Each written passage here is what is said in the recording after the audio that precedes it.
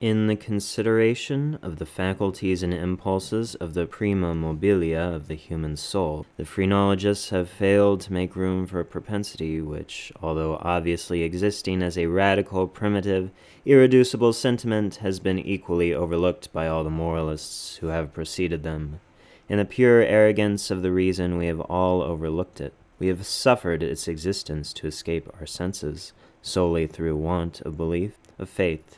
Whether it be faith in revelation or faith in the Kabbalah, the idea of it has never occurred to us, simply because of its supererogation.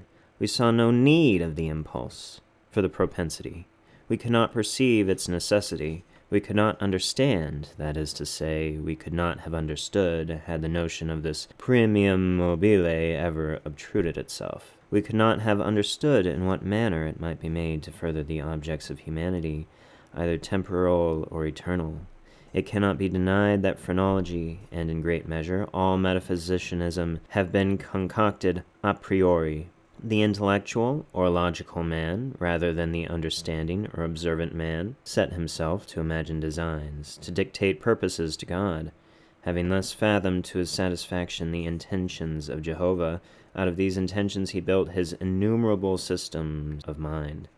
In the matter of phrenology, for example, we first determined, naturally enough, that it was the design of the deity that man should eat. We then assigned to man an organ of alimentiveness, and this organ is the scourge with which the deity compels man willy-nilly into eating. Secondly, having settled it to be God's will that man should continue as species, we discovered an organ of amativeness forthwith. And so with combativeness, with ideality, with causality, with constructiveness, so, in short, with every organ, whether representing a propensity, a moral sentiment, or a faculty of the pure intellect.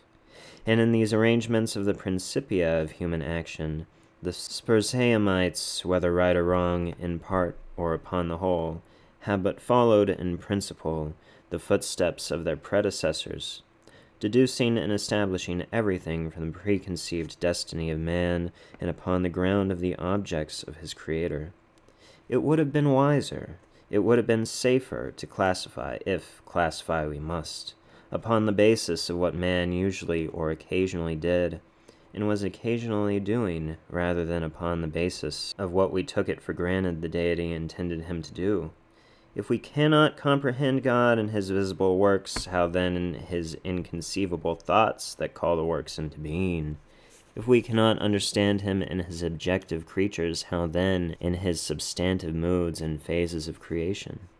Induction a posteriori would have brought phrenology to admit, as an innate and primitive principle of human action, a paradoxical something which we may call perverseness, for want of a more characteristic term. In the sense I intend, it is, in fact, mobile without motive, a motive not motiviert. Through its promptings we act without comprehensible object, or, if this shall be understood as a contradiction in terms, we may so far modify the proposition as to say that through its promptings we act for the reason that we should not. In theory, no reason can be more unreasonable, but, in fact, there is none more strong.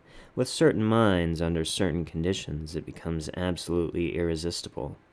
I am not more certain that I breathe, than that the assurance of the wrong or error of any action is often the one unconquerable force which impels us, and alone impels us to its prosecution. Nor will this overwhelming tendency to do wrong for the wrong's sake admit of analysis or resolution into ulterior elements. It is a radical, a primitive impulse, elementary. It will be said, I am aware, that when we persist in acts because we feel we should not persist in them, our conduct is but a modification of that which ordinarily springs from the combativeness of phrenology. But a glance will show the fallacy of this idea. The phrenological combativeness has for its essence the necessity of self-defense. It is our safeguard against injury.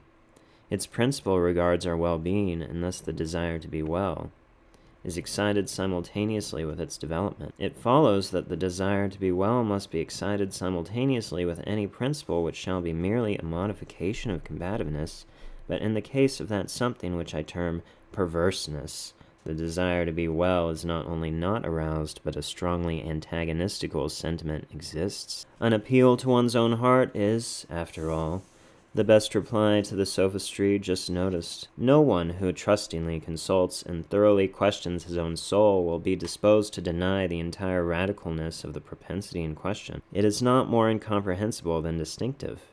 There lives no man who at some period has not been tormented, for example, by an earnest desire to tantalize a listener by circumlocution. The speaker is aware that he displeases. He has every intention to please. He is usually curt, precise, and clear. The most laconic and luminous language is struggling for utterance upon his tongue. It is only with difficulty that he restrains himself from giving it flow. He dreads and deprecates the anger of him whom he addresses. Yet the thought strikes him that by certain involutions and parentheses this anger may be engendered. That single thought is enough. The impulse increases to a wish, the wish to a desire, the desire to an uncontrollable longing, and the longing, to the deep regret and mortification of the speaker, and in defiance of all consequences, is indulged. We have a task before us which must be speedily performed. We know that it will be ruinous to make delay. The most important crisis of our life calls, trumpet-tongued, for immediate energy and action.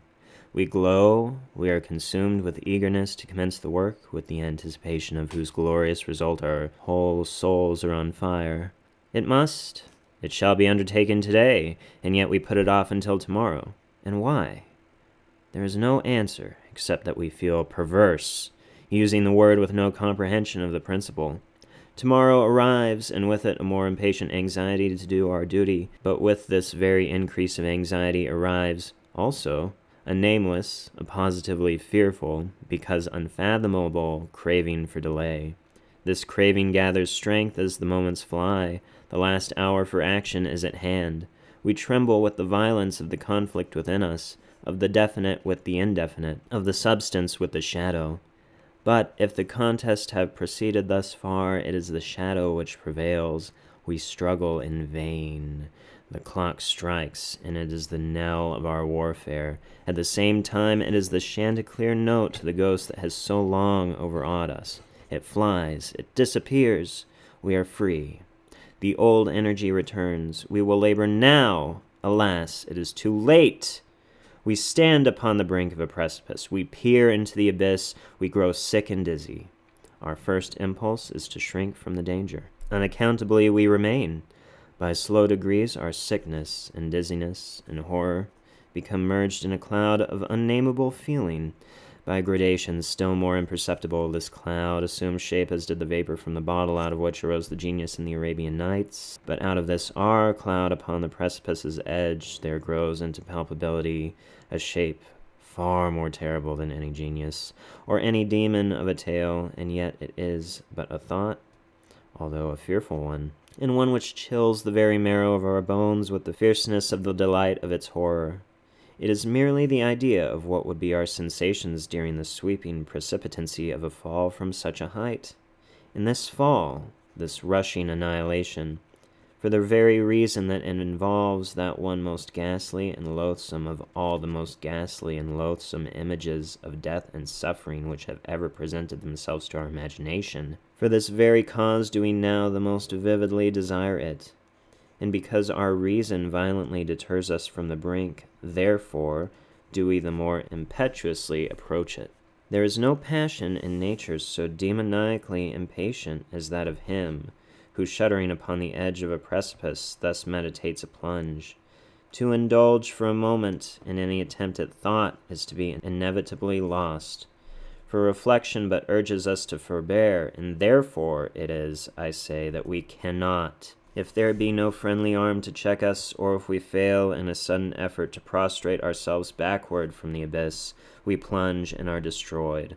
Examine these similar actions as we will, we shall find them resulting solely from the spirit of the perverse. We perpetrate them merely because we feel that we should not.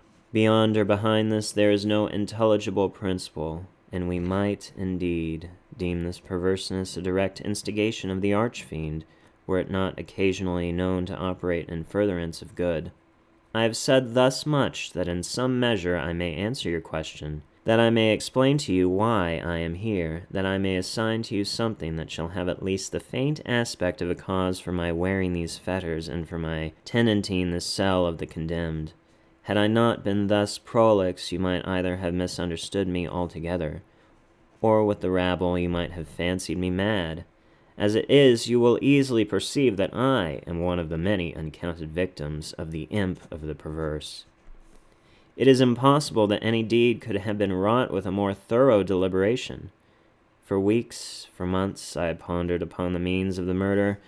I rejected 1,000 schemes because their accomplishment involved a chance of detection. At length, in reading some French memoirs, I found an account of a nearly fatal illness that occurred to Madame Pilau through the agency of a candle accidentally poisoned. The idea struck my fancy at once. I knew my victim's habit of reading in bed. I knew, too, that his apartment was narrow and ill-ventilated, but I need not vex you with impertinent details. I need not describe the easy artifices by which I substituted in his bedroom candle-stand a wax light of my own making for the one which I there found. The next morning he was discovered dead in his bed, and the coroner's verdict was death by the visitation of God. Having inherited his estate, all went well with me for years. The idea of detection never once entered my brain. Of the remains of the fatal taper I had myself carefully disposed. I had left no shadow of a clue by which it would be possible to convict, or even to suspect me of the crime. It is inconceivable how rich a sentiment of satisfaction arose in my bosom as I reflected upon my absolute security. For a very long period of time I was accustomed to revel in this sentiment. It afforded me more real delight than all the mere worldly advantages accruing from my sin. But there arrived at length an epoch from which the pleasurable feeling grew, by scarcely perceptible gradations, into a haunting and harassing thought. It harassed because it haunted. I could scarcely get rid of it for an instant. It is quite a common thing to be thus annoyed with the ringing in our ears, or rather in our memories, of the burden of some ordinary song, or some unimpressive snatches from an opera. Nor will we be the less tormented if the song in itself be good, or the opera air meritorious. In this manner, at least, I would perpetually catch myself pondering upon my security, and repeating in a low undertone the phrase, "I am safe." One day, whilst sauntering along the streets, I arrested myself in the act of murmuring, half aloud, these customary syllables. In a fit of petulance, I remodeled them thus: "I am safe. I am safe, yes, if I be not fool enough to make open confession." No sooner had I spoken these words than I felt an icy chill creep to my heart. I had had some experience in these fits of perversity, whose nature I had been at some trouble to explain, and I remembered well that in no instance I had successfully resisted their attacks. And now my own casual self-suggestion that I might possibly be fool enough to confess the murder of which I had been guilty confronted me as if the very ghost of him whom I had murdered and beckoned me on to death. At first I made an effort to shake off this nightmare of the soul.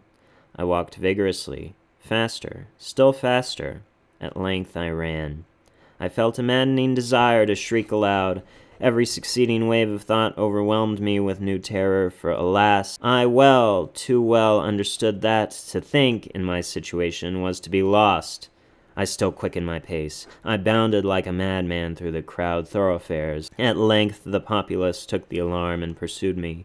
I felt then the consummation of my fate. Could I have torn out my tongue, I would have done it, but a rough voice resounded in my ears. A rougher grasp seized me by the shoulder. I turned. I gasped for breath. For a moment I experienced all the pangs of suffocation. I became blind and deaf and giddy. And then some invisible fiend, I thought, struck me with his broad palm upon the back. The long imprisoned secret burst forth from my soul.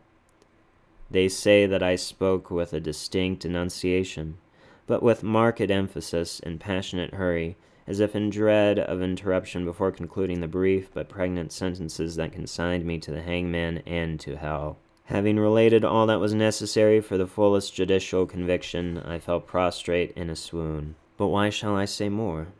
Today I wear these chains, and am here. Tomorrow I shall be fetterless. But where?